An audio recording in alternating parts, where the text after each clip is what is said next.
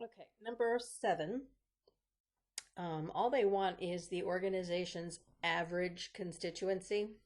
And I usually refer to the average constituency as the AC.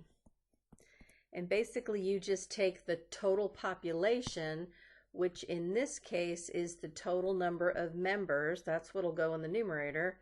And divide it by the number of, in this case, representatives. It's whatever you're trying to apportion, or is being apportioned, or has been apportioned.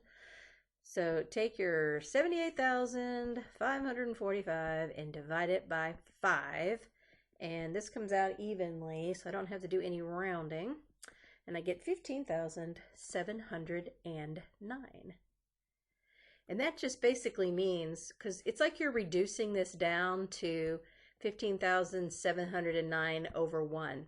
Because if you divide 5 from the numerator and 5 from the denominator, every single one of these representatives on the board has to deal with 15,709 members.